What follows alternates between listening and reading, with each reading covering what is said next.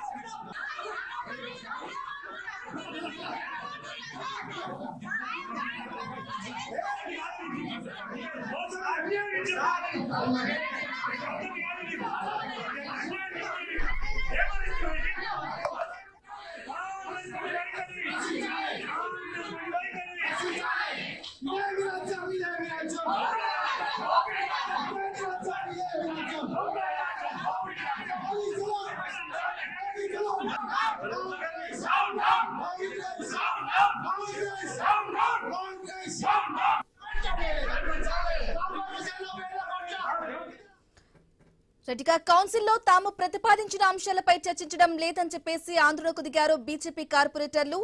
అయితే మంచిర్యాల కార్పొరేషన్ సమావేశంలో తీవ్ర ఉద్రిక్తత చోటు చేసుకుంది. ఇదే విషయానికి సంబంధించి లేటెస్ట్ అప్డేట్స్ అందించడానికి మా ప్రతినిధి శ్రీనివాస్ ఫోన్ ఇన్ ద్వారా అందిస్తారు. శ్రీనివాస్, ఇటు మంచిర్యాల కార్పొరేషన్ లో నిర్వహించిన సమావేశంతో పాటు ఆదిలాబాద్ మున్సిపాలిటీ నిర్వహించిన సమావేశాలు అయితే రసభాసగా మారాయి. మంచిర్యాల కార్పొరేషన్ కు సంబంధించి కౌన్సిల్లో తాము ప్రతిపాదించిన అంశాలపై చర్చించడం లేదని బీజేపీ కార్పొరేటర్లు ఆందోళనకు దిగారు. సమావేశం నుండి వాకౌట్ చేశారు.